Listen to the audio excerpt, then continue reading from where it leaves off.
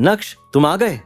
इतने भी कहाँ बिजी रहते हो कि तुम्हारे पास मैसेज पढ़ने का भी समय नहीं है? कभी कभी मैसेज भी देख लिया करो। अब अनिका को क्या पता कि नक्श पूरे रास्ते उन 5 करोड़ रुपयों और कपिल के उस गिफ्ट के बारे में ही सोचते आ रहा था, और इस चक्कर में उसने अपने फोन पर ध्यान ही नहीं दिया। ओ सॉरी, वो मैं ड्राइव कर रहा था ना, इसलिए ध्यान नहीं गया। वैसे तुम घर पे क्या कर रही हो? ऑफिस नहीं जाना है?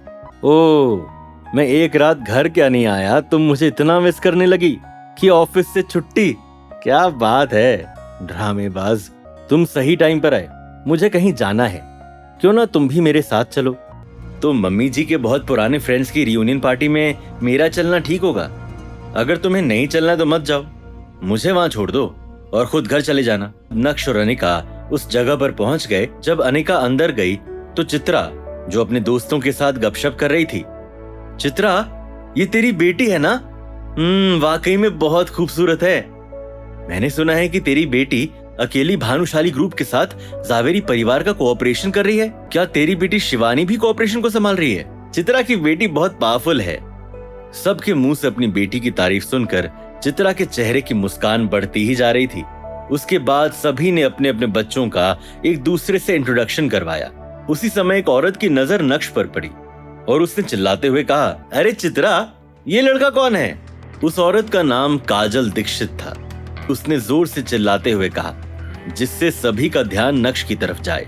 उसी समय अनिका सोफे से उठी और मुस्कुराते हुए सभी से नक्श का इंट्रोडक्शन कराते हुए बोली, ये नक्श हैं, माय हस्बैंड। ओ, तो ये है चित्रा का दामाद।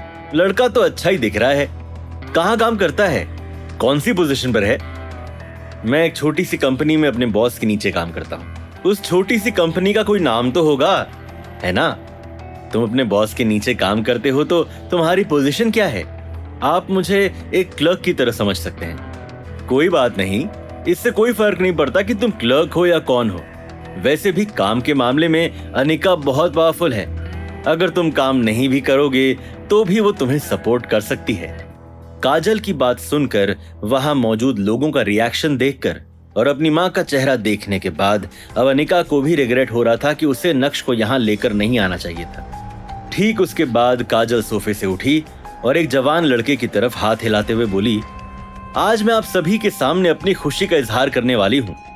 इस महीने की 26 तारीख को मेरी बेटी संजीदा की शादी होने जा रही है। रौनक, यहाँ आओ और सभी को अपना इंट्रोडक्शन दो। हेलो एवरीवन, मेरा नाम रौनक महाजन है। मैं बिंद्रा ग्रुप में डेप्यूटी जनरल मैनेजर हूँ। बिंद्रा ग्रुप, वो जो इंडिया की टॉप 3 कंपनीज में आता है। रौनक, यार तुम बिंद्रा ग्रुप के साथ काम करते हो, क्या तुम्हारा काम थकाने वाला नहीं है? सच कहूं तो बहुत थकाने वाला है। लेकिन मेरे पास जितनी रिस्पॉन्सिबिलिटी होगी उतनी ही मेरी पावर भी बढ़ेगी। मॉम, मेरी और संजीदा की शादी वाले दिन मैंने 3 करोड़ रुपए की कार बुक की है। हम उसी में बैठकर आएंगे। आपका इस बारे में क्या ख्याल है? तुम दोनों डिसाइड करो कि तुम्हें क्या करना है। मेरी शादी थोड़ी हो रही है। ठीक है मॉम, कार जो भी होगी अच्छी होनी चाहिए, महंगी से महंगी होनी चाहिए। वैसे तो आजकल कार 10 से 12 लाख में भी आ जाती है, लेकिन उसमें बैठकर आना हमारे परिवार को शोभा नहीं देता। सबकी सोच अलग होती है। अगर तुम्हें लगता है कि बैठने का मजा सिर्फ महंगी कार में है तो ऐसा नहीं है। सस्ती कार में भी बैठने का एक अलग ही मजा है। वैसे तुम्हें ये नहीं भूलना चाहिए कि कार 10 लाख की हो या फिर 10 करोड़ की, है तो वो मशीन ही। ओह, अगर ऐसी बात है तो मैं जानना चाहता हूं कि नक्श भाई कौन सी कार ड्राइव करते हैं? ए क्लास मॉडल, लेकिन उस कार की परफॉर्मेंस काफी ऑर्डिनरी है। वो स्पोर्ट्स कार जिसकी कीमत 10 करोड़ है। नक्श की बात सुनकर रौनक भौचक्का रह गया था। उसे यकीन नहीं हो रहा था।